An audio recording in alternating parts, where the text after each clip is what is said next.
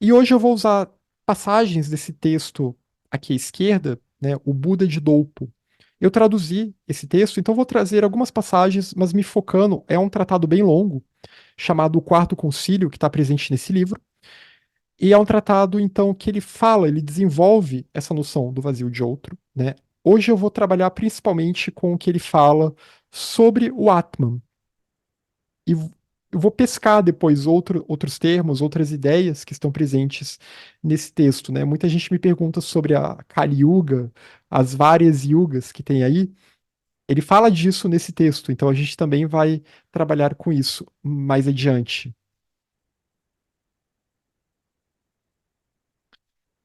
Então o Dom Popper ele começa esse texto dizendo: prostro-me ao absoluto, prostro-me ao Buda perfeito, prostro-me a Tathata, o tal qual é, prostro-me à pureza última, prostro-me ao Atman, grande bem-aventurança e permanência.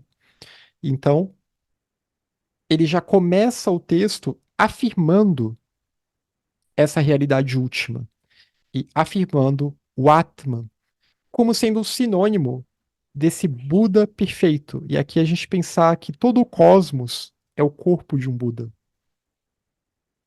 que a realidade última seria como um corpo de um Buda, que, né, pode ser chamado de Dharmakaya. Kaya pode ser traduzido como corpo ou como veste, mas tudo que é manifesto surge nesse tecido, digamos assim, nesse tecido da realidade última, o Dharmakaya. E também tem um outro termo que nós veremos aqui, que é Adi Buda, né? O Buda primordial. E aqui não é uma pessoa, não é alguém que alcançou o estado de Buda, mas é realmente pensar como esse Buda cósmico. E há sutras que trabalham com essa ideia também, o Avatamsaka Sutra, tem sutras Mahayana que vão desenvolver essa ideia também, né, de vários mundos e todos eles contidos nesse corpo de um Buda cósmico, e que é um corpo de pura bem-aventurança. Se a gente consegue se libertar das amarras de avidya e chegar a esse estado de bem-aventurança. E aqui uma imagem de Vajrasattva, que tem tudo a ver com a pureza e que tem tudo a ver também com o Atman, né, com uma representação dessa pureza última, da natureza Buda presente em todos os seres.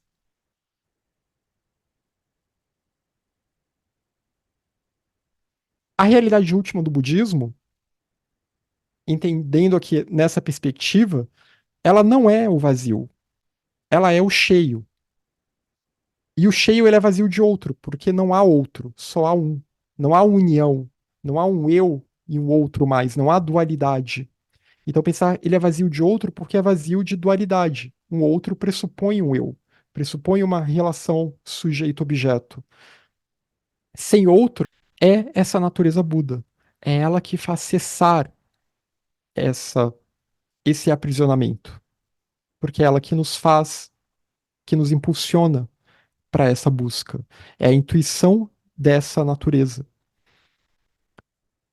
É o Atman, é a bem-aventurança e é permanente, não é impermanente, né? Que aí também é outra coisa que às vezes as pessoas acham que para o budismo tudo é impermanente, mas há algo que não é permanente. E isso é o nirvana também, é alcançar esse estado.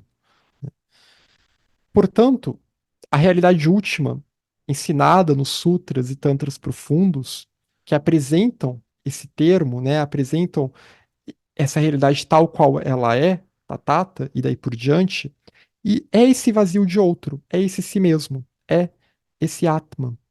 Nunca o vazio de natureza própria. Nunca vai ser o vazio de eu. O vazio de eu ele é uma etapa para se chegar no Atman. Então você se esvazia, compreende que o eu é vazio, para chegar à quinta essência, à essência de todas as coisas, que é de fato o verdadeiro si mesmo. E que aí não há mais dualidade. Por isso que ele é vazio de outro, vazio de dualidade. É o Atman sublime. Essa é a realidade última, nunca é nada, né? E por isso que eu não uso esses termos vacuidade, porque é um ser ou melhor, não é um ser, é o ser. E é sempre cheio, é sempre pleno. E se não houvesse essa base, se não houvesse o puro, o impuro seria impossível, porque nesses jogos que a gente faz, né, para tentar entender esse nosso distanciamento da realidade última, esse nosso sono, a gente cria essas dicotomias, né, na linguagem, o puro e o impuro. Porque é claro que o Atman, ele tá livre de qualquer atributo.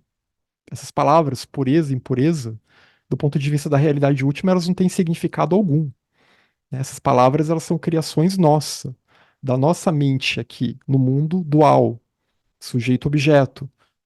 A linguagem, ela é algo fenomênico, né? Ela não é um número, ela não alcança a realidade última. Ela é um produto da mente dual. Porém, para que a gente consiga exercitar um discernimento e entender, eita, peraí, eu tô aqui num ponto que tem alguma coisa errada aqui nesse mundo, né? Aquela coisa do filme lá do Matrix, que de repente ele pergunta: o que que é a Matrix? Tem alguma coisa estranha no mundo. A gente precisa usar a nossa mente, e por isso que o ser humano pode se tornar um Buda, porque é pelo contraste que ele vai perceber. Pelo contraste, a gente percebe as coisas que nos causam sofrimento. O Buda percebeu muito bem com as quatro nobres verdades.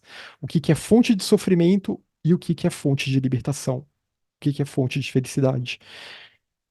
E desse modo, a gente também vai diferenciar, né? Impuro é aquilo que traz sofrimento. Impuro é o que me prende ao samsara. E puro é o que leva para a libertação.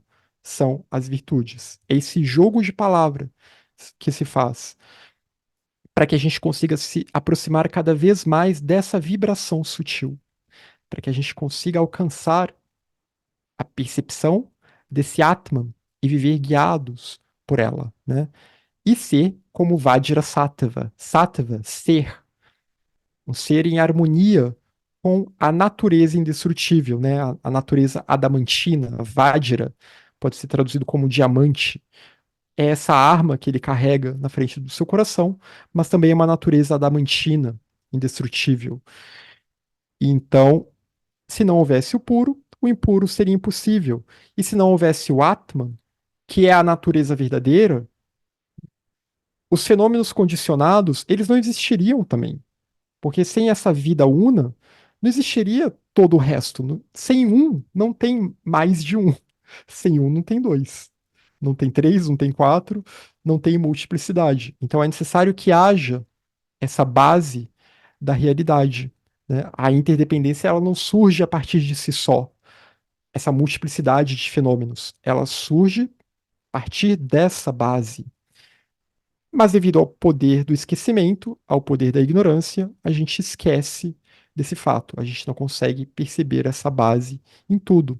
E por isso que a gente acaba ficando impuro, né? Porque o impuro é isso, é esse esquecimento. A Cláudia levantou a mão, baixou? Levanta aí. Fala aí. Não, na verdade, eu ia te fazer uma pergunta, mas você já respondeu. Ah, tá. Falando, aí Sim. agora você falando, acabou respondendo. É porque eu fiquei parada, Bruno, nessa nossa mente dual e nessa Ah, parte da sim. única realidade. Sim.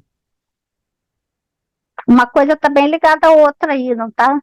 Tá bem ligada, porque essa mente dual, ela não acessa essa realidade única, Única, aham. né? Ela Peraí. tem que cessar, né? Que essa mente dual é justamente, ela é justamente um produto da ignorância, ela é um produto dessa força da ignorância que a gente chama de avidya. Então, Sim, é só a sabedoria não dual de Jnana que realmente pode alcançar a compreensão, a intuição real dessa unidade. Se não houvesse a bem-aventurança inata e natural, não haveria sofrimento. E se não houvesse o permanente, estável, eterno e imutável, os fenômenos impermanentes, instáveis e imutáveis seriam impossíveis. A gente pode até fazer pontes com Platão aqui, com o platonismo, com neoplatônicos. Por que que eu sofro? Por que que a gente sofre? É claro, o budismo vai falar da causa do sofrimento, que é a vidya, e os tipos de sofrimento, o sofrimento associado à memória. Mas aquele terceiro tipo de sofrimento, que é o existencial, que é o provocado por avidya, se só houvesse a ignorância, ok, né? Eu aceito, não tem mais o que fazer. Mas é porque, no fundo, a gente sabe que há uma outra coisa ali, que essa ignorância está embotando a nossa mente e está impedindo a gente de acessar. É quase como se tivesse uma vozinha no fundo da nossa mente dizendo: você está insatisfeito porque você sabe que tem uma coisa melhor. Você está sofrendo porque existe uma outra vida, porque existe uma outra coisa para além desse mundo múltiplo e confuso e caótico. Aparentemente caótico, né? Porque o caos, na verdade, está na nossa mente.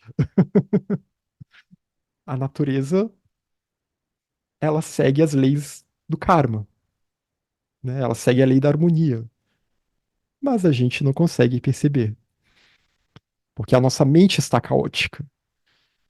Mas no fundo da nossa mente há essa intuição sutil, se nós nos tornarmos receptivos a essa intuição. E por isso que a gente sofre, porque tem o Atman em nós. E no fundo o Atman está lá, a natureza Buda está lá, nos lembrando. Não, você está no caminho errado. Você está num mundo de sombras, você está numa caverna. Isso aqui não é a sua vida real. Isso não é a verdadeira vida.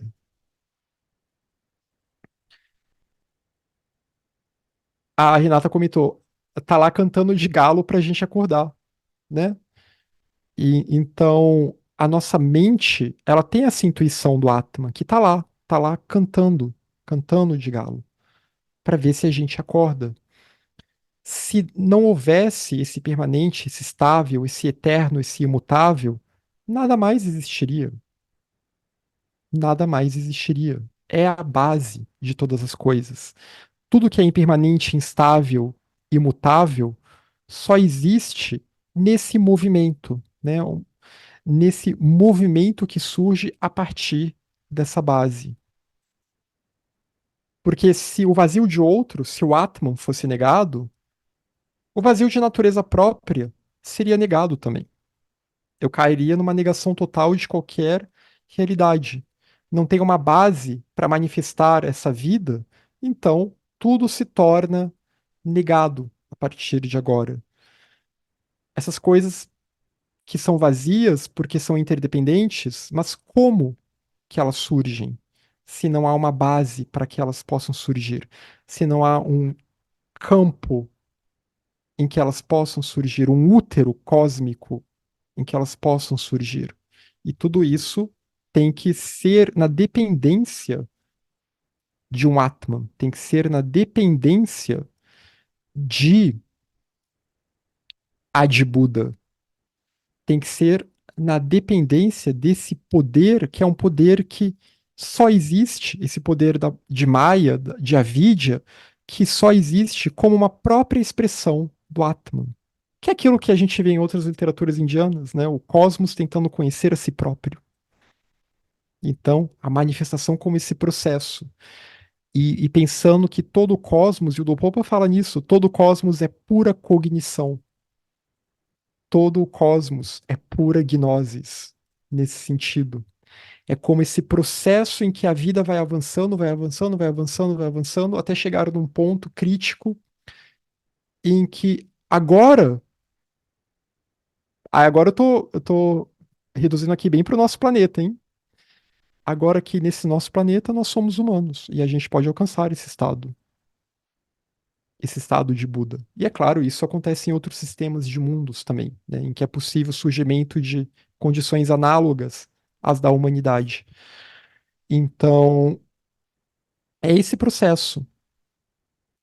Se a pureza e o sublime Atman, a grande bem-aventurança, o permanente fossem negados, a natureza Buda seria negada, que Sugata Garbha, ela seria como um sinônimo de natureza Buda, de Tathagata Garbha, né? Sugata é o bem-aventurado, Então, essa natureza de bem-aventurança, essa natureza que é o nirvana, ela seria negada também.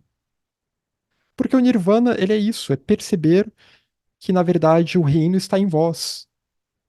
Nós já estamos no reino dos céus, mas nós não percebemos ainda. Nós já estamos no reino dos céus, porque o que que é o reino dos céus? É perceber que tudo é Atman. Mas para perceber que tudo é Atman, tem que perceber que tudo também é vazio de existência inerente. Que as coisas são vazias de individualidade e de separatividade, para então se chegar à essência de todas as coisas, para então se chegar ao Atman, para se chegar à unidade.